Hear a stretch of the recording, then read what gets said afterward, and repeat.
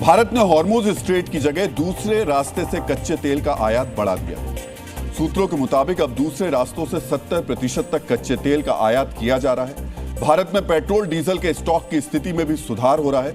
सरकार ने यह भी भरोसा दिया है कि पेट्रोल और डीजल की कीमत में बढ़ोतरी नहीं होगी। राष्ट्रपति द्रौपदी मुर्मू ने पश्चिम बंगाल सरकार से नाराजगी जताई है। दार्जिलिंग में अंतर्राष्ट्रीय संथाल कॉन्फ्रेंस की जगह बदले जाने पर राष्ट्रपति ने कहा, बंगाल सरकार आदिवासियों का भला नहीं चाहती। राष्ट्रपति ने कहा, यह सम्मेलन ऐसी जगह पर हो रहा है जहां आना मुश्किल है। इस घटना को लेकर प्रधानमंत्री नरेंद्र मोदी ने भी ममता सरकार पर निशाना साधा। पीएम मोदी ने कहा, यह शर्मनाक घटना है और ऐसा पहले कभी नहीं हुआ है। पीएम के मुताबिक पश्चिम बंगाल की टीएमसी सरकार ने सारी हदें पार कर दी। बिहार के मुख्यमंत्री नीतीश कुमार के बेटे निशांत कुमार अगली सरकार में डिप्टी सीएम बनेंगे। सूत्रों के मुताबिक जेडीयू की बैठक में इस फैसले पर मोहर लग गई है। निशांत कुमार को विधान परिषद का सदस्य बनाया जाएगा। नीतीश कुमार भी विधान परिषद के ही सदस्य हैं। राज्यसभा चुनाव में जीत के बाद नीतीश कुमार की विधान परिषद वाली सीट खाली होगी।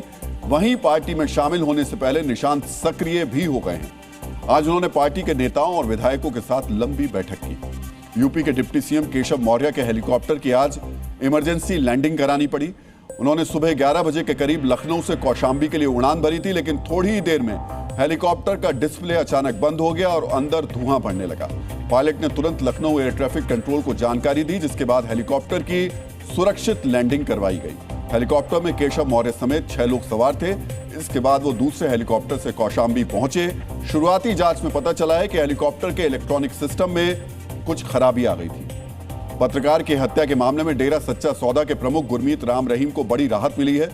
पंजाब हरियाणा हाईकोर्ट ने गुरमीत राम रहीम को बरी कर दिया है। वहीं 3 अन्य दोषियों की सजा बरकरार रखी गई है। पंचकुला की विशेष सीबीआई अदालत ने इस मामले में गुरमीत राम रहीम को उम्र कैद की सजा सुनाई थी। पत्रकार रामचंद्र छत्रपति के बेटे ने कहा कि वो हाईकोर्ट के फैसले को चुनौती देंगे। हालांकि इस केस में बरी होने के बाद भी गुरमीत राम रहीम को जेल में ही रहना होगा, क्योंकि वो रेप केस में 20 साल की सजा काट रहा है। नेपाल के संसदीय चुनाव में आरएसपी के बालेन शाह ने पूर्व प्रधानमंत्री केपी शर्मा को भारी अंतर से हरा दिया। झापा 5 सीट से बालेन शाह ने ओली को लगभग 50,000 वोट से मात दी। ओली का गढ़ माने जाने वाली इस सीट पर बालेन शाह ने मतगणना की शुरुआत से ही बढ़त हासिल कर ली थी। 165 सीटों पर हुए चुनाव में आरएसपी 120 से ज्यादा सीटें या तो जीत चुकी है या उन पर आगे है।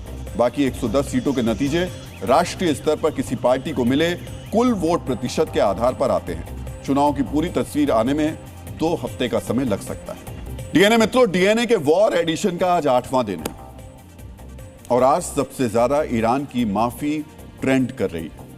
आखिर ईरान की माफी का मतलब क्या है? आज की रात क्यों ईरान के लिए कयामत की रात कही जा रही है? युद्ध के बीच भारत ने ईरान पर ऐसा कौन सा एहसान किया जो आपके लिए जानना जरूरी है? और कैसे ईरान की वजह से सिर्फ अमेरिकी बेस ही नहीं, अमेरिकी बाजार भी बर्बादी के करीब आते जा रहे हैं। इन बड़े सवालों का विश्लेषण आज हम डीएनए में करेंगे, लेकिन उससे पहले ईरान वॉर के 8वें दिन क्या क्या हुआ, ये आपको देखना चाहिए। युद्ध के 8वें दिन अमेरिकी इजराइल के हमले ईरान पर जारी रहे। अमेरिका और इजराइल ने तेहरान में बड़े हवाई हमले किए, जिसमें 80 से ज्यादा फाइटर जेट शामिल थे। लगभग 230 मिसाइलें दागी गई, जो ईरानी मिसाइल साइट्स और सैन्य ठिकानों को निशाना बनाती रही। ईरान के इस्फहान शहर में अमेरिका और इजराइल की बमबारी के बाद इमारतों से धुआं उठता दिखाई दिया और एक के बाद एक धमाकों की आवाज सुनाई देती रही।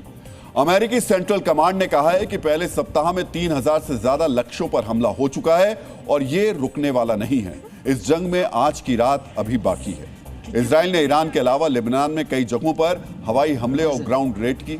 इन हमलों में हिजबुल्लाह के ठिकानों को निशाना बनाया गया। इजराइल की एयर स्ट्राइक में बेरूत के दक्षिणी उपनगर दहिया में बड़ी तबाही हुई है।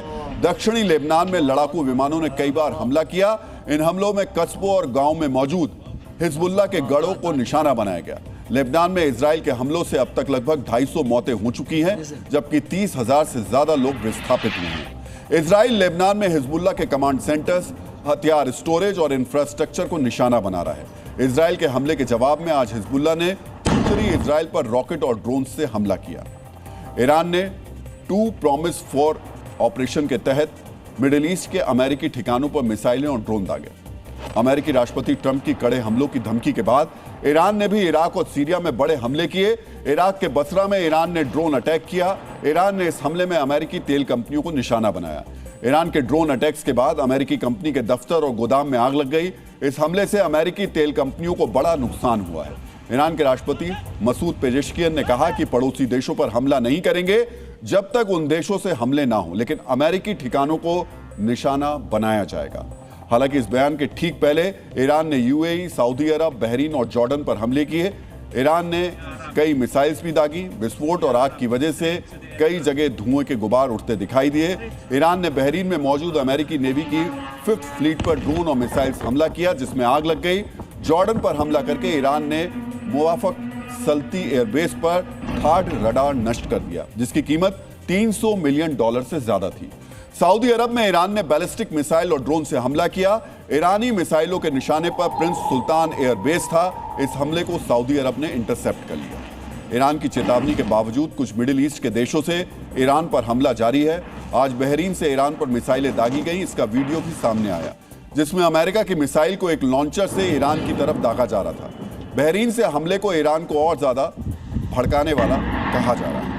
मित्रों, अमेरिका, इजराइल और ईरान के बीच जारी महायुद्ध का 8वां दिन ईरान के लिए बहुत अशुभ साबित हो सकता है, क्योंकि अमेरिका अब ईरान में तबाही की सुनामी लाने की तैयारी कर रहा है। आज की रात इस जंग की सबसे भीषण रात होने वाली है, यानी ईरान के लिए आज की रात कयामत की रात होने वाली है। मित्रों, अमेरिका ने ईरान पर सबसे बड़े हमले के 4 बड़े संकेत दिए।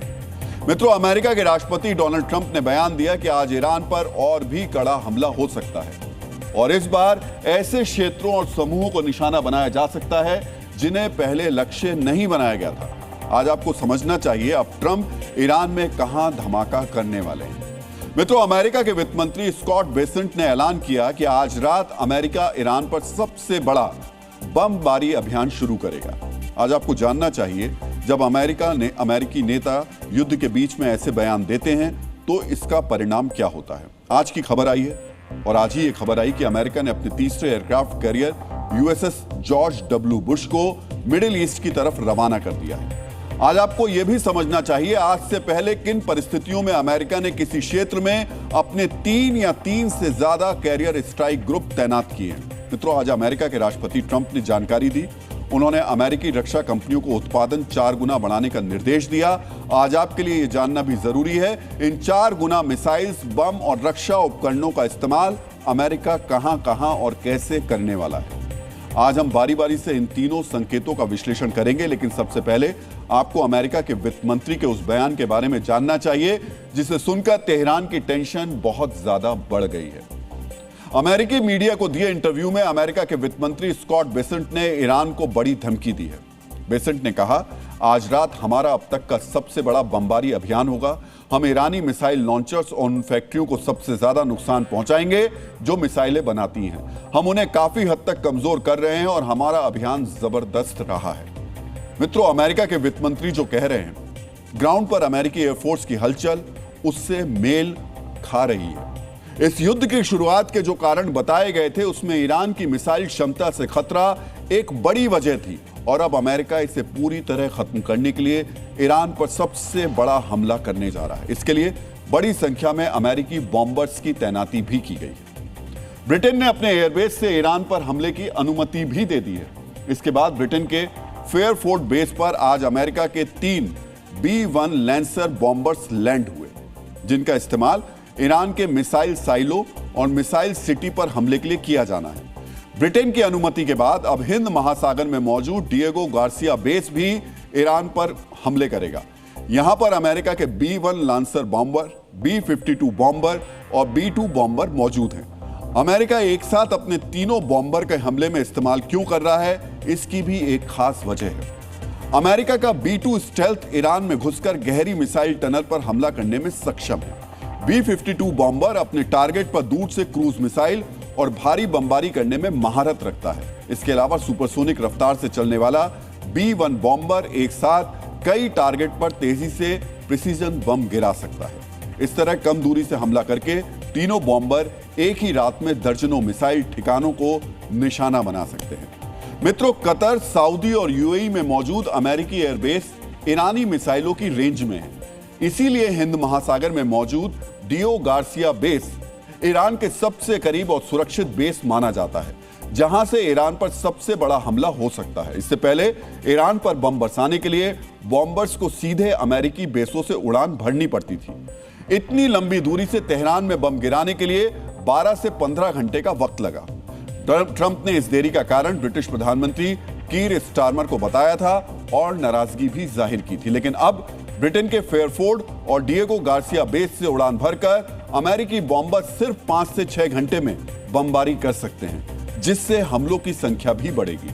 मित्रों, आज आपको यह भी जानना चाहिए, इससे पहले अमेरिकी नेताओं ने कब कब युद्ध के बीच बड़े बयान दिए और उसका परिणाम क्या निकला। जुलाई 1945 में अमेरिका ने पोट्सडैम सम्मेलन में जापान को पूर्ण विनाश की धमकी दी थी। इसके बाद 6 और 9 अगस्त को हिरोशिमा और नागासाकी पर परमाणु बम गिराए गए, जिससे लाखों मौतें हुई।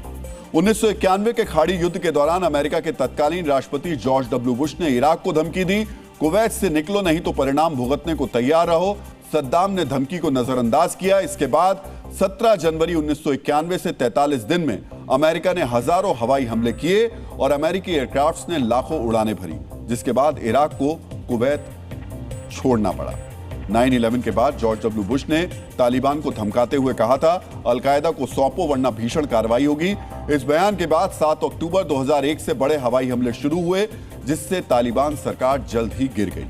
राष्ट्रपति जॉर्ज डब्ल्यू बुश ने मार्च 2003 में इराक पर सबसे बड़े हवाई अभियान की घोषणा की, जिसे शॉक एंड ऑ के नाम से जाना जाता है।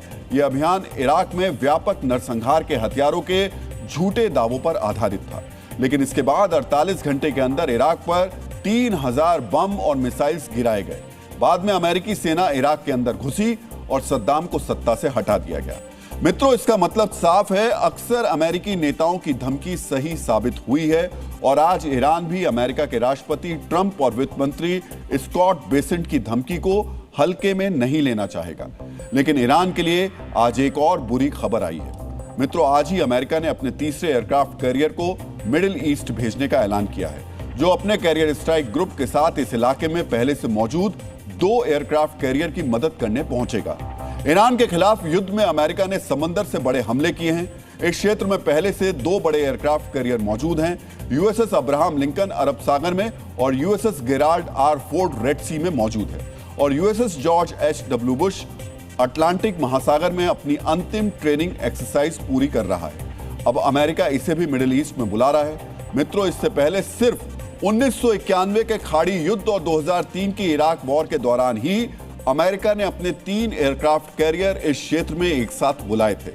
यानी अब जब अमेरिका को बहुत बड़ा जब युद्ध लड़ना होता है, तभी 3 या उससे ज्यादा एयरक्राफ्ट कैरियर एक जगह पर इकट्ठे किए जाते हैं। यूएसएस जॉर्ज डब्ल्यू बुश 65 से 70 फाइटर जेट्स को साथ लेकर चलता है। मिडिल ईस्ट के एयरबेस पर ईरानी मिसाइल के खतरे को देखते हुए अमेरिका ने अतिरिक्त एयरक्राफ्ट कैरियर को मिडिल ईस्ट में बुलाया है। मित्रों, एक तरफ अमेरिका आज की रात को ईरान के लिए कयामत की रात बनाने की तैयारी कर रहा है, दूसरी तरफ अमेरिका के राष्ट्रपति ने एक ऐसा ऐलान किया है जिसके बाद आशंका जाहिर की जा रही है कि आने वाला वक्त ईरान के लिए और ज्यादा मुश्किलों से भरा हो सकता है। आज अमेरिका के राष्ट्रपति ट्रंप ने अमेरिका की सबसे बड़ी हथियार कंपनियों के साथ एक मीटिंग की। आज आपको इस मीटिंग का एजेंडा और इस मीटिंग में हथियार कंपनियों को दिए गए ट्रंप के निर्देशों के बारे में भी जानना चाहिए। ट्रंप ने इस मीटिंग में अमेरिका की बड़ी हथियार कंपनियों के साथ मिलकर ईरान युद्ध की रणनीति तैयार की। इन कंपनियों में लॉकहीड मार्टिन जैसी कंपनियां शामिल हैं, जो F-35 फाइटर जेट और थार्ड मिसाइल डिफेंस सिस्टम बनाती हैं। नॉर्थरोप ग्रूमन से भी ट्रंप की बातचीत हुई। यह कंपनी B-2 स्टील्थ बॉम्बर और ग्लोबल हॉक ड्रोन्स बनाती है। ट्रंप ने रेथियन टेक्नोलॉजी से भी बात की। यह कंपनी मिडिल ईस्ट का सुरक्षा कवच बनी, पैट्रियट मिसाइल्स और समंदर से अमेरिकी हमलों को धार देने वाली टॉमहॉक मिसाइल्स का निर्माण करती है। ट्रंप के कहने पर इन सभी कंपनियों ने अपना उत्पादन 4 गुना से ज्यादा बढ़ाने पर सहमति दे दी है। मित्रों, इससे पहले रेथियन टेक्नोलॉजी साल भर में 90 टॉमहॉक मिसाइल्स बनाती थी, लेकिन आज के करार के बाद सालाना 1000 से ज्यादा मिसाइल्स बनाएगी। ट्रंप के मुताबिक हथियारों के नए प्लांट और उत्पादन बढ़ाने की तैयारी 3 महीने पहले ही शुरू हो चुकी थी। यानी ट्रंप इस वॉर की तैयारी काफी पहले से कर रहे थे। ट्रंप ने दावा किया है अमेरिका के पास मिसाइल्स और बमों की असीमित सप्लाई है, यानी अमेरिका ईरान में जितने बम गिराएगा, जितनी मिसाइल गिराएगा, अमेरिकी कंपनियां उससे 4 गुना मिसाइलें तैयार करके देने में सक्षम है। मित्रों, इससे पहले हम आपको डीएनए में बता चुके हैं जिस तरह ईरान मिसाइल्स और ड्रोन को रोकने के लिए पैट्रियट और थार्ड मिसाइल्स का इस्तेमाल हो रहा था। अमेरिकी जनरल्स ने आशंका जाहिर की थी कुछ दिन बाद इससे अमेरिकी डिफेंस की क्षमता प्रभावित होगी और अगर ईरान युद्ध के दौरान अटैक मिसाइल्स का ज्यादा इस्तेमाल हुआ तो कुछ और संभावित युद्धों के दौरान हथियारों की कमी हो सकती है। इसीलिए अब ट्रंप ने हथियार कंपनियों को प्रोडक्शन 4 गुना करने के निर्देश दे दिए हैं। इसका मतलब साफ है, ईरान पर अमेरिकी बमबारी कम नहीं होगी और अमेरिका दुनिया के कुछ और मोर्चों पर भी युद्ध करने की तैयारी कर रहा है। डीएनए मित्रों, एक तरफ अमेरिका ईरान पर आज रात सबसे बड़ी बमबारी की धमकी दे रहा है, लेकिन दूसरी तरफ ईरान माफी मांग रहा है। ईरान के राष्ट्रपति मसूद पेजेश्कियन ने मिडिल ईस्ट के उन सभी देशों से माफी मांगी है जिन पर ईरान ने हमला किया। जिन देशों में मौजूद अमेरिकी बेस पर ईरान ने मिसाइल और ड्रोन दागे, उन पर अब वो हमलों को रोकने का आश्वासन दे रहे हैं। मित्रों, धमकी वर्सेस माफी वाले इसी चैप्टर को आज हम डिकोड करने वाले हैं। इस माफी को हम अब देखेंगे कि जीत और ईरान का सरेंडर ट्रंप बता रहे हैं, लेकिन आज आपको यह जानना चाहिए असल में ईरान की माफी का मतलब है क्या। इसके लिए पहले आपको ईरान के राष्ट्रपति मसूद पेजेश्कियन का बयान देखना होगा। आज ईरान के राष्ट्रपति ने एक बयान जारी किया जिसमें उन्होंने मिडिल ईस्ट में उन सभी देशों से माफी मांगी जहां जहां ईरान ने इस युद्ध के दौरान हमला किया। पेजेश्कियन ने सिर्फ माफी ही नहीं मांगी, उन्होंने उन सभी देशों को अपना भाई बताया, यानी ईरान माफी में भी मजहब लेकर आ गया। उसने माफी मिडिल ईस्ट के मुस्लिम देशों से मांगी, अमेरिका और इजराइल से नहीं मांगी। उसने अपना भाई मिडिल ईस्ट के मुस्लिम देशों को बताया जिनकी जमीन से अमेरिका ईरान पर हमले कर रहा था। ईरान के राष्ट्रपति पेजेश्कियन ने माफी के साथ साथ यह भी कहा कि सेना को हमले रोकने का आदेश दे दिया गया है। मित्रों, ये सोचने वाली बात है कि जो ईरान अभी तक दलील दे रहा था कि जिन सैन्य अड्डों से अमेरिका हमला कर रहा है उन सैन्य अड्डों पर वो हमला करेगा, चाहे वो कहीं भी हो, लेकिन अब अचानक युद्ध के बीच ईरान के राष्ट्रपति माफी मांग रहे हैं, वो भी तब जब अमेरिका ने ईरान को सबसे बड़ी धमकी दी है। आखिर क्यों? सवाल उठता है कि क्या ईरान ने रूस के दबाव में आकर माफी मांगी है? क्या ईरान के पास हथियार खत्म हो गए हैं या फिर ईरान अमेरिका से डर गया है? डीएनए मित्रों, कल ही क्रेमलिन से बयान आया कि राष्ट्रपति पुतिन ने पेजेश्कियन से फोन पर बातचीत की। साथ ही उन्होंने गल्फ कॉपरेशन काउंसिल यानी Bahrain, Kuwait, Oman, Qatar, Saudi Arab और यूएई के नेताओं से भी बात की। बहुत मुमकिन है कि इसी फोन कॉल में पुतिन ने ईरान को हमले रोकने के लिए मनाया। मित्रों, पेजेश्कियन का यह बयान सामने आने के बाद यह भी कहा जा रहा है कि ईरान के पास हथियारों की कमी होती जा रही है, लिहाजा वो मिडिल ईस्ट में अमेरिकी बेस पर हमलों के बजाय इजराइल पर हमले तेज करने की रणनीति पर काम कर रहा है। डीएनए मित्रों, ईरान ने जैसे ही माफी मांगी, ट्रंप ने इसका श्रेय लपक कर ले लिया। उन्होंने सोशल मीडिया पर पोस्ट किया, ईरान ने अपने पड़ोसी मुल्कों के सामने सरेंडर कर दिया है। ईरान ने हमला न करने का वादा अमेरिका और इजराइल के हमलों के दबाव में आकर किया है। मित्रों, ट्रंप दावा कर रहे हैं कि ईरान अमेरिका से डर गया है। ट्रंप ने इससे पहले यह भी कहा था कि ईरान को बिना किसी शर्त के सरेंडर कर देना चाहिए। मित्रों, अमेरिका कह रहा है आज की रात सबसे विध्वंसक बमबारी होगी, तो ईरान कह रहा है आखिरी सांस तक लड़ेंगे। अमेरिका और ईरान का जो रुख है उसे तय मानिए कि यह युद्ध अभी लंबा चलने वाला है। डीएनए मित्रों, ईरान के तेवर हल्के होने की एक और बड़ी वजह है। यह वजह है वो हथियारबंद गुट जिन्हें ईरान ने सालों से पाला पोसा, लेकिन एक बड़ा युद्ध सामने आते ही इन गुटों की हिम्मत जवाब दे गई। बम और मिसाइल्स के धमाकों के बीच ईरान के प्यादे किस तरह अपने बिल में छिपे हुए हैं, यह समझने के लिए आपको युद्ध के वर्तमान हालात को देखना और समझना चाहिए। मित्रों, इराक में ईरान समर्थित 5 हथियारबंद गुट सक्रिय हैं। इन गुटों को साझा तौर पर इस्लामिक रेजिस्टेंस इन इराक का नाम दिया जाता है। मित्रों, अमेरिका, इजराइल और ईरान के युद्ध में इन गुटों ने इक्का दुक्का ड्रोन अटैक ही किए हैं। युद्ध के शुरुआती दिनों में सामरिक दुनिया के जानकार मानकर चल रहे थे कि ईरान समर्थित ये इस्लामिक रेजिस्टेंस कम से कम इराक, कुवैत और सीरिया में अमेरिकी अड्डों को नुकसान पहुंचाएगा, लेकिन ऐसा हुआ नहीं। आखिर ऐसा क्या हुआ कि ईरान समर्थित गुटों ने अपने ही आका से मुंह मोड़ लिया? मित्रों, इस सवाल का जवाब भी हम आपको देंगे, लेकिन उससे पहले आपको इराक के अंदर मौजूद ईरान समर्थित इन किरदारों को गौर से देखना और पहचानना चाहिए।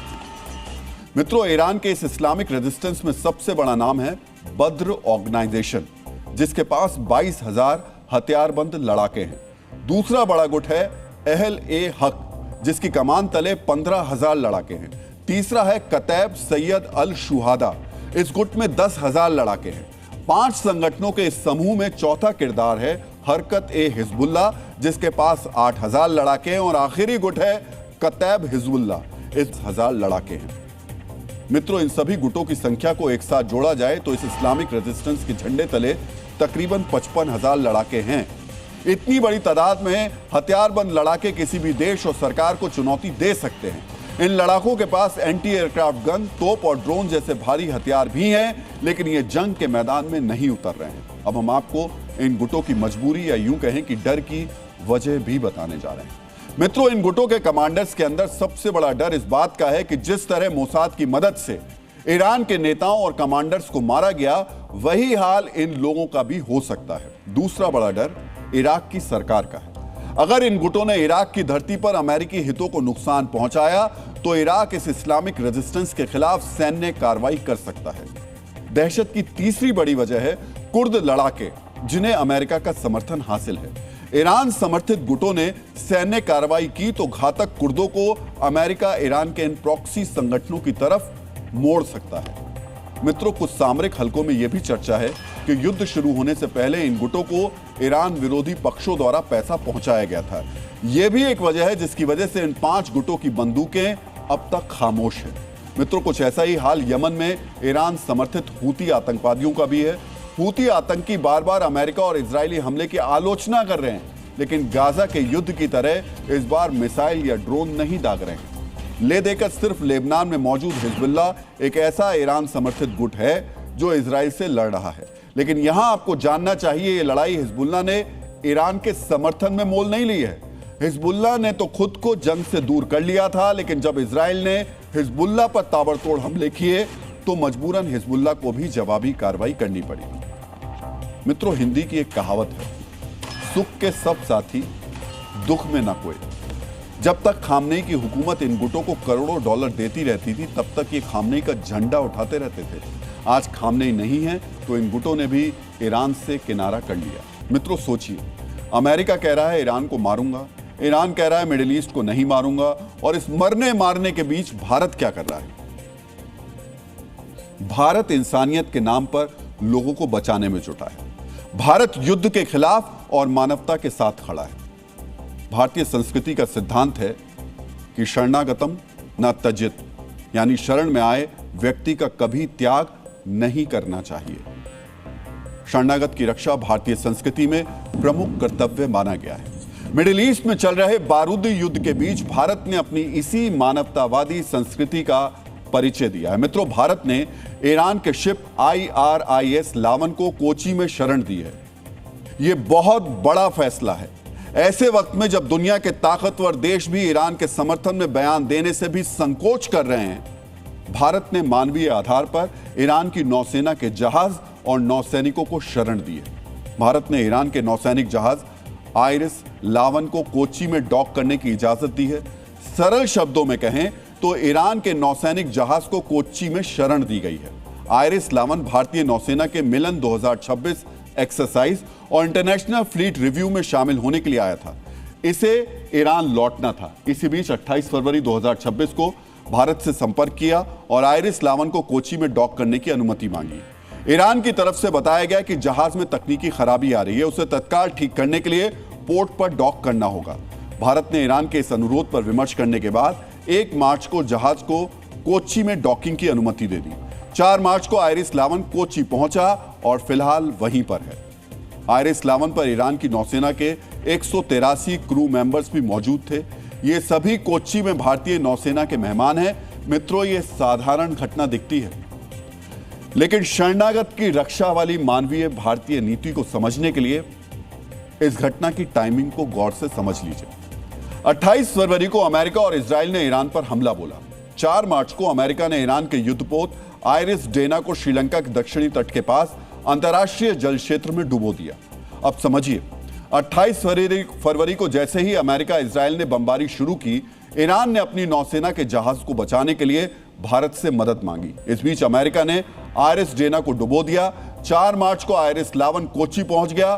सोचिए, अगर भारत ने ईरान की मदद नहीं की होती तो फिर क्या होता। अमेरिका ने जैसे आयरिस डेना को टॉर्पीडो मारकर डुबो दिया था, वैसे ही आयरिस लावन को भी डुबो देता। आयरिस डेना पर सवार 87 ईरानी नौसैनिक मारे गए थे। भारत की मानवता समझिए, हमने सिर्फ ईरानी नौसेना के जहाज को शरण ही नहीं दी, हमने 183 क्रू मेंबर्स की जान भी बचाई। डीएनए मित्रों, गोस्वामी तुलसीदास ने रामचरितमानस में लिखा है, कोटि विप्र वध लगई जामु, आयन शरण तहु नहीं ताहु। यानी भले ही किसी पर करोड़ों ब्राह्मण हत्या का दोष लगाऊं, यदि वो मेरी शरण में आ जाए तो मैं उसे कभी नहीं त्यागता। यही भारत की संस्कृति, दर्शन और परंपरा है। मित्रों, आपके मन में यह जिज्ञासा जरूर होगी कि हम युद्ध में किसी पक्ष का समर्थन नहीं कर रहे हैं, फिर हमने ईरान की नौसेना के जहाज को शरण क्यों दी, उसे क्यों बचाया? यह बहुत ही महत्वपूर्ण तथ्य है। इसे समझने के लिए हमें इंटरनेशनल मैरीटाइम लॉ यानी अंतर्राष्ट्रीय समुद्री कानून को समझना होगा। इस कानून के तहत जो देश युद्ध में शामिल नहीं है, वो तकनीकी खराबी या मौसम की समस्या होने पर युद्ध में शामिल देशों के युद्धपोत को डॉकिंग की अनुमति दे सकते हैं। ध्यान रखिएगा, ईरान की सरकार ने भारत से ऑफिशियली आग्रह किया था कि आयरिस लावन में तकनीकी खराबी है, भारत युद्ध में शामिल नहीं है, इसलिए भारत ने आयरिस लावन को तकनीकी खराबी के ग्राउंड पर कोच्चि में डॉकिंग की अनुमति दी है। 1907 के हेग कन्वेंशन के नियम 14 से 17 के तहत युद्ध में शामिल देश के युद्धपोत निष्पक्ष देश में 24 घंटे से ज्यादा नहीं रह सकते, लेकिन तकनीकी खराबी होने पर यह छूट मिल सकती है। भारत ने इसी नियम के तहत आयरिस लावन को 4 मार्च से अब तक कोच्चि में रुकने की अनुमति दी है। 1907 के हेग कन्वेंशन में कहा गया था कि तकनीकी खराबी के आधार पर युद्धपोत को डॉकिंग की इजाजत देने वाला देश जहाज और क्रू मेंबर्स को हिरासत में ले सकता है ताकि वो युद्ध में शामिल नहीं हो सके। भारत ने फिलहाल ऐसा नहीं किया है। आयरिस लावन के 183 क्रू मेंबर्स को नौसेना ने सुरक्षित रखा है। मित्रों, कहते हैं संकट काल में हाथ थामने वाला सबसे सच्चा मित्र होता है। भारत ने ईरान के साथ सच्ची मित्रता दिखाते हुए मानवीय मूल्यों की रक्षा की है।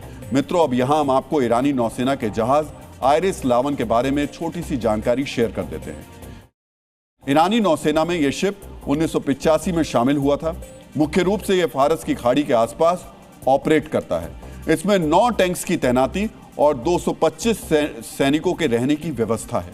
ईरान की नौसेना ने इस युद्धपोत को ड्रोन करियर की तरह भी इस्तेमाल किया है। इस युद्धपोत से वेव्स ऑफ ड्रोन यानी एक साथ कई ड्रोन लॉन्च हो सकते हैं। यह 200 किलोमीटर की रेंज में ड्रोन अटैक कर टारगेट को ध्वस्त कर सकता है। आयरिस लावन की मारक क्षमता बहुत सीमित है क्योंकि इसमें छोटे हथियार हैं। आयरिस लावन में बचाव के लिए एंटी शिप मिसाइल नहीं है, यानी आयरिस लावन की मारक क्षमता बहुत खतरनाक नहीं है।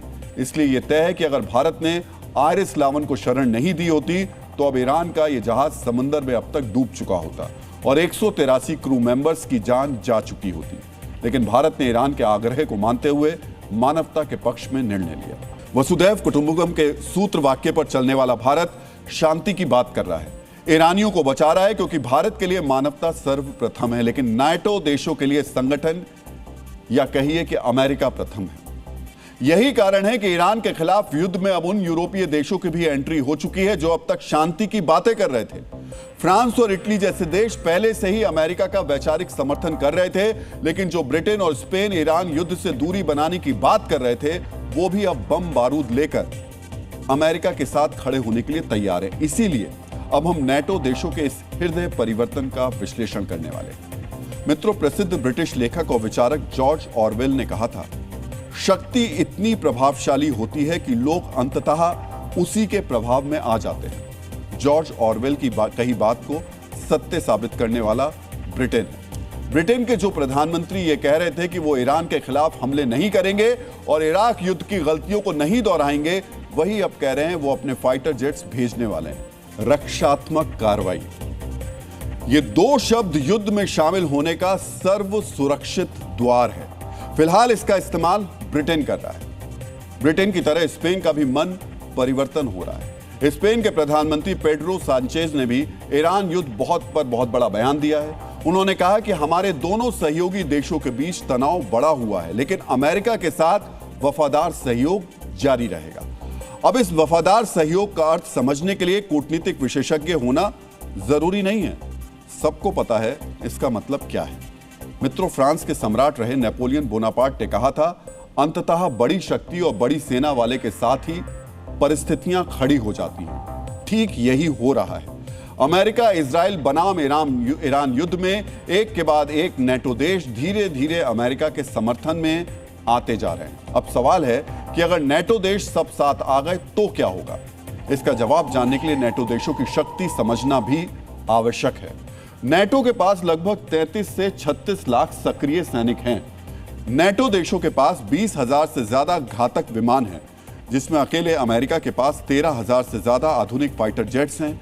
नेटो के पास 2,800 से ज्यादा सैन्य जहाज हैं, जिनमें अमेरिका के 11 और अन्य देशों के विमान वाहक पोत भी शामिल हैं। नेटो देशों की सम्मिलित जीडीपी 38 ट्रिलियन डॉलर से ज्यादा है, जो युद्ध के लिए असीमित संसाधन प्रदान करती है। ग्लोबल पावर इंडेक्स में अमेरिका शीर्ष पर है, तो उसके नीचे भी नेटो देश ही हैं। अब समझिए कि ईरान युद्ध में नेटो देशों की एकजुटता का मतलब क्या है। जिस तीव्रता के साथ ईरान पर हवाई हमले हो रहे हैं और जिस तरह से ईरान की मिसाइल्स और ड्रोन क्षमता में भारी गिरावट आई है, उससे साफ है कि ईरान की पारंपरिक सेना कुछ ही हफ्तों में पस्त हो सकती है। वैसे भी नेटो की ताकत मुख्य रूप से सामूहिक रक्षा पर आधारित है, यानी एक सदस्य पर हमला सभी पर हमला माना जाता है। फिर भी नेटो के महासचिव मार्क रूटे ने कहा कि फिलहाल नेटो ईरान के खिलाफ अमेरिका और इजराइल के सैन्य अभियान में सीधे तौर पर शामिल नहीं होगा। लेकिन जिस तरह से यूरोपीय देशों के विचार बदल रहे हैं और अमेरिका का समर्थन बढ़ रहा है, उससे लगता है कि कभी भी नेटो देश अमेरिका के पीछे खड़े हो सकते हैं। डीएनए मित्रों, यूरोपीय देश ईरान के हमले से अमेरिका को बचाने तो आ गए, लेकिन अमेरिकी बाजार को बचाने कौन आएगा? क्योंकि ईरान वॉर में सिर्फ अमेरिकी बेस ही तबाह नहीं हो रहे, अमेरिका का बाजार भी तबाह हो रहा है। आज आपको जानना चाहिए कि अमेरिका की अर्थव्यवस्था किस तरह युद्ध की आग में जल रही है। डीएनए मित्रों, युद्ध शुरू होने के बाद से अमेरिका का शेयर बाजार लगातार गिरता जा रहा है। हफ्ते के आखिरी कारोबारी दिन में डाउ जोन्स इंडेक्स में 450 पॉइंट से ज्यादा यानी लगभग 1% की गिरावट आई। एक समय डाउ जोन्स 950 पॉइंट्स तक गिर चुका था, लेकिन कारोबार के आखिर में कुछ संभल गया। डीएनए मित्रों, युद्ध के बाद से डाउ जोन्स में लगातार गिरावट दर्ज की जा रही है। युद्ध के बाद 5 दिनों के कारोबार में डाउ जोन्स 1476 पॉइंट्स टूट चुका है, यानी अमेरिकी बाजार में 3% की गिरावट आ चुकी है। पिछले एक साल में अमेरिकी शेयर बाजार के लिए यह हफ्ता सबसे ज्यादा खराब रहा है। तेल कंपनियों के शेयर को छोड़कर हर सेक्टर में नुकसान हुआ है। डीएनए मित्रों, इस गिरावट की वजह से सिर्फ डाउ जोन्स के निवेशकों को 800 अरब डॉलर का नुकसान हुआ है। अगर अमेरिका के दूसरे शेयर बाजारों को भी जोड़ लें तो युद्ध की वजह से इस हफ्ते अमेरिकी निवेशकों को 1.5 ट्रिलियन डॉलर का नुकसान हुआ है। जी हां, 1.5 ट्रिलियन डॉलर। दुनिया के सिर्फ 17 देशों की अर्थव्यवस्था 1.5 ट्रिलियन डॉलर से ज्यादा है, सिर्फ 17 देशों की। और इतनी बड़ी रकम का नुकसान अमेरिकी शेयर बाजार के निवेशकों को सिर्फ युद्ध के पहले हफ्ते में हो गया। अभी जैसे जैसे युद्ध आगे बढ़ेगा, वैसे वैसे शेयर बाजार के नुकसान का दायरा भी बढ़ता जाएगा। डीएनए मित्रों, आपको शेयर बाजार में मची इस भगदड़ का कारण भी जानना चाहिए। निवेशकों का सेंटीमेंट बिगड़ने की सबसे बड़ी वजह है कच्चे तेल के दाम में भारी बढ़ोतरी। अमेरिका में कच्चे तेल का दाम 90 बैरल प्रति डॉलर के पार जा चुका है। एक हफ्ते में कच्चा तेल 35% महंगा हुआ है। 1983 में ऑयल का फ्यूचर कारोबार शुरू होने के बाद अमेरिका में तेल का दाम एक हफ्ते में इतना कभी नहीं बढ़ा था, यानी 43 वर्षों का रिकॉर्ड टूट गया है। डीएनए मित्रों, दुनिया के दूसरे देशों की तरह अमेरिका के लोग भी महंगाई की आशंका से परेशान हैं, लेकिन ट्रंप को इसकी जरा भी परवाह नहीं है। ट्रंप से जब तेल की कीमतों के बारे में पूछा गया तो उन्होंने क्या जवाब दिया, यह भी आपको जानना चाहिए। ट्रंप ने कहा उन्हें दाम बढ़ने की कोई चिंता नहीं है, जब युद्ध खत्म हो जाएगा तो तेजी से दाम गिरेंगे। अगर कीमत बढ़ती है तो बढ़ने दो, लेकिन पेट्रोल की कीमत में थोड़ी बहुत बढ़ोतरी होने से कहीं ज्यादा महत्वपूर्ण ये युद्ध है। सोचिए, ट्रंप को महंगाई की कोई परवाह नहीं है, उनके लिए युद्ध लड़ना ज्यादा अहम है। ये वही ट्रंप हैं जिन्होंने कुछ दिन पहले अपने स्टेट ऑफ द यूनियन भाषण के दौरान महंगाई में कमी का क्रेडिट लिया था। यानी जब दाम कम हो तो उन्हें क्रेडिट चाहिए और जब महंगाई बेकाबू हो जाए तो उन्हें कोई परवाह नहीं। डीएनए मित्रों, अमेरिका की बाजार गिरने की एक और बड़ी वजह रोजगार का नया डेटा है। इसके मुताबिक फरवरी महीने में अमेरिका में 92,000 नौकरियां कम हुई हैं। जबकि उम्मीद की जा रही थी कि 50,000 नौकरियां बढ़ेंगी, यानी उम्मीदों के उलट नतीजे आए। दूसरी तरफ बेरोजगारी दर बढ़कर 4.4% हो गई है। ये आंकड़े फरवरी के हैं, जबकि युद्ध फरवरी के आखिरी दिन यानी 28 फरवरी को शुरू हुआ था। इसमें युद्ध का असर एक ही दिन का है, यानी मार्च में हालात और बिगड़ सकते हैं। यहां आपको यह भी जानना चाहिए कि नौकरियों में कटौती को अमेरिका में आर्थिक मंदी के प्रारंभिक संकेत के रूप में देखा जा रहा है। अमेरिकी अर्थव्यवस्था पहले से ही टैरिफ, रोजगार और महंगाई से परेशान थी।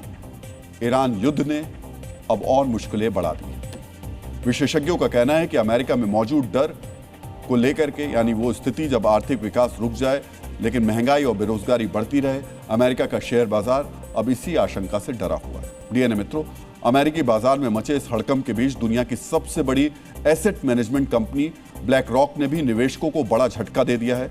ब्लैक रॉक ने निवेशकों के पैसा निकालने पर लिमिट लगा दी है, यानी निवेशक अपनी मर्जी के मुताबिक पैसा नहीं निकाल सकते।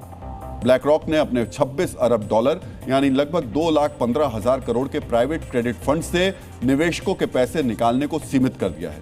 निवेशकों ने पहली तिमाही में 1.2 अरब डॉलर वापस मांगा था, लेकिन कंपनी ने सिर्फ 620 मिलियन डॉलर का ही भुगतान किया है। प्राइवेट क्रेडिट मार्केट में इस तरह पैसे निकालने पर रोक उस वक्त लगाई जाती है जब बाजार में घबराहट होती है। युद्ध की वजह से लोग अपना पैसा किसी भी तरह निकालना चाहते हैं, लेकिन ब्लैक रॉक इसके लिए तैयार नहीं है। ब्लैक रॉक का यह कदम वैश्विक बाजारों में बढ़ती अनिश्चितता की ओर इशारा कर रहा है। डीएनए मित्रों, एक तरफ अमेरिका के आम लोग महंगाई का सामना कर रहे हैं, निवेशक नुकसान के बोझ से दब गए हैं, वहीं युद्ध पर ट्रंप प्रशासन पानी की तरह पैसा बहाने में लगा है। अमेरिका के प्रतिष्ठित अखबार वॉल स्ट्रीट जर्नल ने युद्ध में अमेरिका की आर्थिक लागत का अनुमान लगाया है।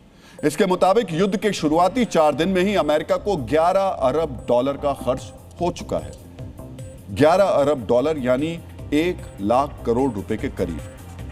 इसमें इंटरसेप्टर यानी एयर डिफेंस सिस्टम में इस्तेमाल होने वाली मिसाइल्स पर खर्च सबसे ज्यादा है। ईरान की बैलिस्टिक मिसाइल और ड्रोन को रोकने वाली इस मिसाइल पर 5.7 अरब डॉलर खर्च हुए हैं, यानी युद्ध की लागत का आधे से ज्यादा हो। इसके अलावा ऑपरेशन एपिक फ्यूरी के दौरान बम और अलग अलग तरीके की मिसाइल्स पर 3.5 अरब डॉलर खर्च हुए हैं।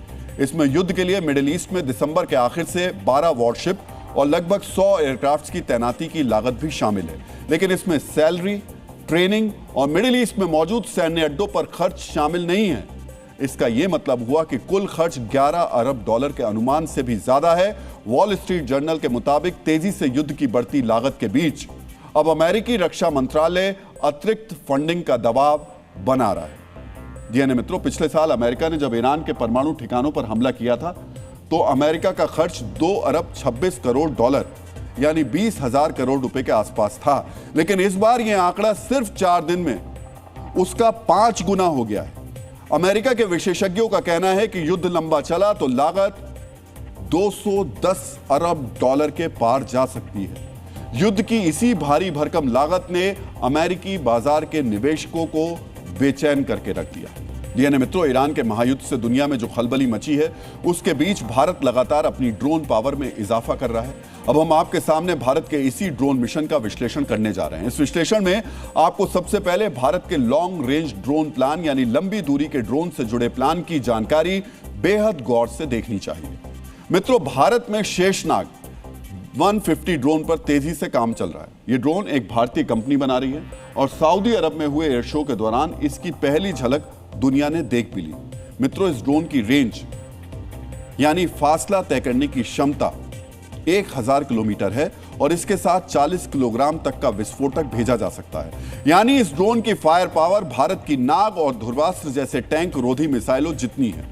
शेषनाग नाम का यह ड्रोन लगातार 5 घंटे तक अपने टारगेट का पीछा कर सकता है। इसकी सबसे बड़ी खासियत यह है कि अगर सैटेलाइट से जीपीएस सिग्नल ना भी मिले तब भी यह ड्रोन अपने टारगेट की दिशा में आगे बढ़ सकता है। हमने डीएनए के 6 मार्च के संस्करण में आपको मिसाइल जैमिंग तकनीक के बारे में बताया था। शेषनाग की जीपीएस के बिना उड़ने की क्षमता इसे सिग्नल जैमिंग के खिलाफ एक कवच देती है। मित्रों, यूक्रेन से लेकर वर्तमान ईरान के युद्ध तक ड्रोन के सामरिक महत्व को दुनिया ने समझ लिया है। ईरान के युद्ध में तो हालात ऐसे हो गए कि ईरान के शाहिद ड्रोन से निपटने के लिए अमेरिकी सेना को यूक्रेन के सैन्य हल्कों की मदद लेनी पड़ रही है, क्योंकि यूक्रेन के खिलाफ रूस ने ईरान की तकनीक पर आधारित ड्रोन्स का इस्तेमाल किया है। यही वजह है कि भारत अपनी ड्रोन क्षमताओं में लगातार बढ़ोतरी कर रहा है। भारतीय सेना ने तो थल सेना की हर बटालियन में एक अश्नी नाम का प्लाटून भी तैनात किया है। इस प्लाटून के जवानों को निगरानी और हमला करने वाले ड्रोन्स को चलाने की ट्रेनिंग दी गई है। मित्रों, ड्रोन्स के जरिए हमला करने के साथ साथ भारत ने ड्रोन से बचाव करने की क्षमता हासिल करने की तरफ भी अब कदम बढ़ा दिए।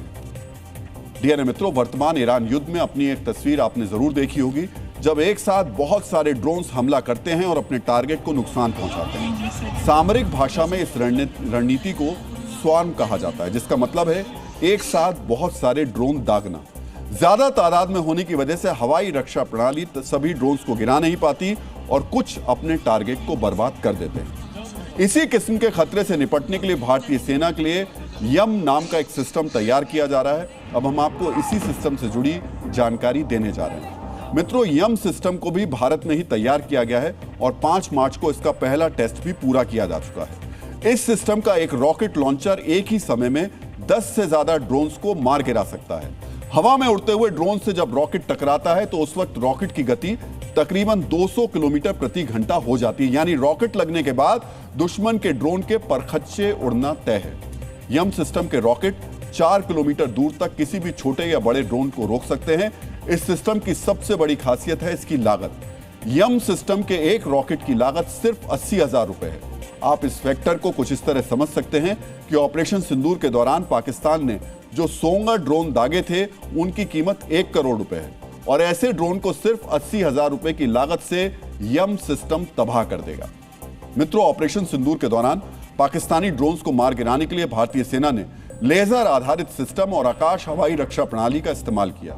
जब यह यम सिस्टम तैयार हो जाएगा तो भारत के पास दुश्मन के ड्रोन से निपटने के लिए एक मिनी आयरन डोम होगा, जिसकी लागत काफी कम और निशाना बहुत अचूक होगा। डीएनए मित्रों, अब हम जिस खबर का विश्लेषण करने वाले हैं वो आत्मविश्वास से मिली सफलता से जुड़ी हुई है। मित्रों, पूर्व राष्ट्रपति एपीजे अब्दुल कलाम ने कहा था, ज्ञान, अभ्यास और मेहनत से बड़ी सफलता मिलती है। देश की सबसे कठिन परीक्षा पास कर आर्थिक रूप से कमजोर 200 से ज्यादा युवाओं ने कलाम साहब की बात को 100% साबित किया है। यूपीएससी की परीक्षा में ऐसे ऐसे युवाओं ने सफलता की कहानी लिखी है, जिनमें से किसी की मां मजदूरी करती हैं, किसी के पास पिताजी की छोटी सी दुकान पर चाय बनाकर वो बेचते हैं, किसी के पिताजी चपरासी हैं, किसी के पिताजी मेडिकल स्टोर चलाते हैं, तो एक लड़का ऐसा भी है जो दृष्टि बाधित है, जो देख नहीं सकते। ऐसे जितने भी विद्यार्थी हैं, इन्होंने सिर्फ यूपीएससी की परीक्षा में सफलता हासिल नहीं की है, बल्कि वो करोड़ों युवाओं के लिए उदाहरण बने हैं। उन्होंने ये साबित किया कि अगर प्रतिभा हो, इच्छा हो और ईमानदारी से मेहनत करें तो कमजोर आर्थिक स्थिति बाधा नहीं बनेगी। संघर्ष से अभावों को हराने वाले यूपीएससी के नए ज्ञान योद्धाओं के संघर्ष और सफलता की कहानी आज हम आपके साथ साझा कर रहे हैं। मजबूरी को हराने वाले कलम के ताकतवर सिपाहियों में एक नाम है अनीता देवड़ा का। अनीता राजस्थान की जोधपुर की रहने वाली हैं। उनके पिता सामान्य किसान हैं और मां खेतों में मजदूरी करती हैं। एक एक रुपया जोड़कर अनीता की मां ने अपनी बेटी को पढ़ने के लिए दिल्ली भेजा। मेहनत, धैर्य और ज्ञान के दम पर अनीता ने मजबूरी और गरीबी की दीवार को तोड़ा और यूपीएससी में 644वीं रैंक हासिल की। हम आपको सुनाते हैं अनीता ने अपनी सफलता पर क्या कहा। मैंने इस साल यूपीएससी सीएसई 2025 में ऑल इंडिया रैंक 644 प्राप्त करी है और इसका श्रेय मेरी फैमिली के लगातार सपोर्ट को जाता है। बहुत मुश्किल होता है गांव की एक किसान परिवार की बेटी के लिए पढ़ना, लिखना और यूपीएससी जैसे बड़े एग्जाम में अपना करियर बनाना। तो मैं बहुत आभारी हूँ उन सब लोगों की जिन्होंने इस जर्नी में बहुत साथ दिया और बहुत कुछ सीखने को मिला उनसे। जोधपुर की अनीता की तरह बुलंदशहर की शिखा ने भी अभावों को मात देकर यूपीएससी में सफलता हासिल की।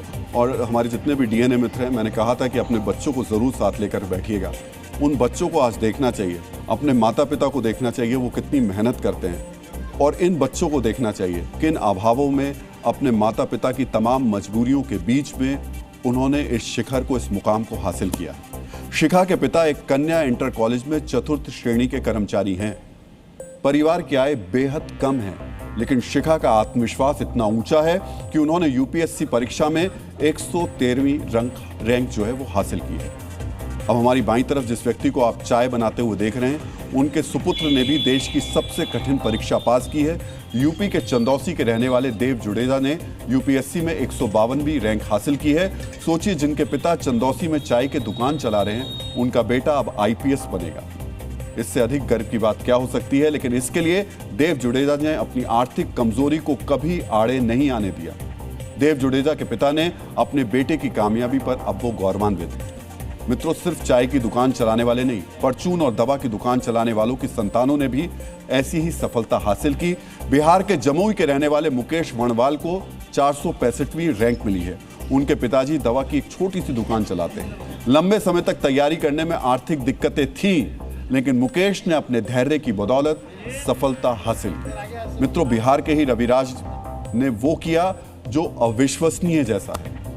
नवादा के रहने वाले रविराज दृष्टि बाधित हैं, लेकिन उन्होंने अपनी आंखों की रोशनी को कमजोर कड़ी नहीं बनने दिया, बल्कि अपने ज्ञान और आत्मविश्वास की बदौलत रविराज ने 20वीं रैंक हासिल की। और इसीलिए हम आज इन सभी को ज्ञान योद्धा कह रहे हैं। मित्रों, थॉमस एडिसन ने कहा था, मेहनत और सीखने की लगन से हर चुनौती को पार किया जा सकता है। यूपीएससी की परीक्षाओं में शामिल रविराज, अनीता, शिखा और देव मुकेश जैसे बच्चों ने इसे सही साबित किया। जामिया मिलिया इस्लामिया की रेजिडेंशियल कोचिंग एकेडमी को, जो गरीब, अल्पसंख्यक महिला और SC/ST अभ्यर्थियों को निःशुल्क कोचिंग देती है, वहां पढ़ने वाले 38 बच्चे इस बार सफल हुए हैं। तेलंगाना सरकार की स्कॉलरशिप योजना के तहत आर्थिक रूप से कमजोर बैकग्राउंड वाले 20 उम्मीदवारों ने इस वर्ष सफलता प्राप्त की है। मित्रों, पिछले कुछ साल से ग्रामीण क्षेत्रों के बच्चों में सफलता की दर फिर से बढ़ी है। हम आपके सामने कुछ आंकड़े रख रहे हैं, जिससे आपको पता चलेगा कि किस तरह धैर्य और आत्मविश्वास के सामने आर्थिक चुनौती कमजोर पड़ जाती है। 5-7 साल पहले तक 70 से 80% ऐसे बच्चे सफल होते थे जो बड़े महानगरों से आते थे। कॉन्वेंट स्कूल और IIT, IIM जैसे नामी गिरामी संस्थानों से पढ़े लिखे होते थे। लेकिन अब यूपीएससी क्रैक करने वाले 55 से 60% अभ्यर्थी छोटे शहरों, कस्बों और ग्रामीण पृष्ठभूमि से आते हैं। बड़ी बात यह है कि पिछले 3 साल में ऐसे सफल अभ्यर्थियों की तादाद 15 से 20% बढ़ी है। जाहिर सी बात है, मजबूरी को हराने वाले बच्चों की संख्या में सिर्फ मात्रात्मक वृद्धि नहीं हुई है, बल्कि गुणात्मक बढ़ोतरी भी हुई है। आर्थिक तंगी यूपीएससी में विफलता का बहाना नहीं बन रही है। अगर किसी बच्चे में धैर्य है, प्रतिभा है और आत्मविश्वास है, तो वो भी रविराज, अनीता, शिखा, देव, मुकेश जैसे बच्चों की तरह देश की सबसे कठिन परीक्षा पास कर सकते हैं। मित्रों, कल महिला दिवस है, इसलिए अब हम जो विश्लेषण करने वाले हैं वो महिलाओं से जुड़ा हुआ है, विशेषकर उन महिलाओं से जो गृहिणी हैं। आप हमारे इस विश्लेषण को गृहिणियों का मान सम्मान बढ़ाने वाला विश्लेषण भी कह सकते हैं। और YouTube पर जाकर इसका वीडियो लिंक अपने मोबाइल में हमेशा के लिए सेव करके रख सकते हैं, क्योंकि आपको इसकी जरूरत तब पड़ेगी जब आपसे कोई पूछेगा कि तुम घर में ही तो रहती हो, दिन भर करती क्या हो। मित्रों, अक्सर गृहिणियों से कहा जाता है कि तुम दिन भर करती क्या हो, घर में काम ही क्या होता है। आप में से कई लोग ऐसे होंगे जिन्होंने ये सब देखा होगा, सुना होगा। DNA की हमारी कई महिला दर्शकों को भी ऐसे ताने सुनने के लिए मिलते होंगे, क्योंकि ये राष्ट्रीय पारिवारिक व्यंग्यात्मक सवाल है। इसलिए महिला दिवस के मौके पर हम देश की गृहिणियों को अपमानित करने वाले ऐसे तानों का जवाब लेकर आए। आज हम आपको बताएंगे कि एक गृहिणी घर में रहकर भी कितने रुपए बचाती है। अगर एक हाउसवाइफ घर का काम छोड़ दे तो कितना बड़ा पारिवारिक नुकसान हो जाएगा। क्योंकि हाल ही में दिल्ली हाईकोर्ट ने गृहिणियों से जुड़ी एक बड़ी टिप्पणी की थी। दिल्ली हाईकोर्ट ने एक मामले की सुनवाई करते हुए कहा कि बिना नौकरी वाली पत्नी खाली नहीं बैठी होती है, उसके घर के कामकाज को महत्व ना देना गलत है। गुजारा भत्ता तय करते समय पत्नी के घरेलू कामकाज के योगदान की अनदेखी करना अन्यायपूर्ण है। पत्नी का घरेलू कामकाज कमाने जा रहे पति को सपोर्ट मिलता है उससे। दिल्ली हाईकोर्ट ने यह टिप्पणी इसलिए की क्योंकि मजिस्ट्रेट अदालत ने एक महिला को अंतरिम गुजारा भत्ता देने से इनकार कर दिया था। इसके पीछे तर्क यह दिया गया कि वो स्वस्थ और शिक्षित है, फिर भी नौकरी नहीं करने का विकल्प महिला ने खुद चुना है। मित्रों, जो महिला नौकरी का विकल्प नहीं चुनती वो परिवार के लिए क्या क्या करती हैं, वो अब हम आपको बताते हैं। राष्ट्रीय सांख्यिकी कार्यालय के मुताबिक एक हाउसवाइफ हर दिन औसतन 7 घंटा 6 मिनट काम करती है। इस दौरान वो अलग अलग कई भूमिकाओं में एक्टिव रहती है। अब इसको थोड़ा सा ध्यान से सुनिएगा और नोट करके रखिएगा। अब जो हम आपको बताने जा रहे हैं, आप अगर अपने घर में खाना बनाने के लिए हेल्पर रखते हैं तो 7,500 से 8,500 रुपए महीना देना होगा। घर की साफ सफाई के लिए 2,400 से 2,800 रुपए महीना खर्च करना होगा। बर्तन साफ करने के लिए मेड रखेंगे तो 1,200 से 1,400 रुपए देने होंगे। कपड़े धोने और उसकी इस्त्री करने के लिए 1,000 से 1,500 रुपए खर्च करने होंगे। किराना और बाजार से खरीदारी करने के लिए 1,000 से 1,500 रुपए एक्स्ट्रा खर्च करने होंगे। बच्चों की देखभाल के लिए 8,000 रुपए से 12,000 रुपए तक खर्च करना होगा। कुल मिलाकर इतने में आपको 21 से 27,000 रुपए खर्च करने होंगे। और ये सब काम वही गृहिणी करती है जिनसे पूछ लिया जाता है तुम दिन भर करती क्या हो। मित्रों, जो हमने अभी बताया, इसके अलावा वो बच्चों को पढ़ाती भी हैं। इस पर 15 से 30,000 रुपए खर्च होंगे। अगर घर में बुजुर्ग माता पिता हैं तो उनकी देखभाल के लिए 15 से 30,000 रुपए खर्च करने होंगे। कुछ परिवार इमोशनल सपोर्ट के लिए थेरेपिस्ट रखते हैं तो उसके लिए 1,000 से 2,500 रुपए खर्च करने होंगे। कुल मिलाकर 52,000 रुपए से लेकर 90,000 रुपए का खर्च हो सकता है। और इसके लिए गृहिणियों को कोई सैलरी नहीं मिलती है। वो ये सब घर में ही काम क्या है वाला ताना सुनकर रोज मुफ्त में ये काम करती है। और उसके अलावा जो भावनात्मक सपोर्ट है उसकी कोई कीमत है ही नहीं। डीएनए में अब आज का संदेश, वॉर और पीस साथ नहीं चल सकते। जहां वॉर होती है वहां दर्द होता है और जहां पीस होती है वहां जिंदगी मुस्कुराती है। इसलिए वॉर नहीं, पीस को चुनिए। डीएनए में अब आपको जय हिंद कहने का समय आ गया है। जय हिंद। डीएनए में सोमवार को आपसे फिर मुलाकात होगी। तब तक के लिए अपना ख्याल रखिए, सुरक्षित रहिए, मुस्कुराते रहिए और याद रखिए ये देश सबका है। ये देश हर जाति हर धर्म का है। मित्रों, हम सबका डीएनए एक है। धन्यवाद।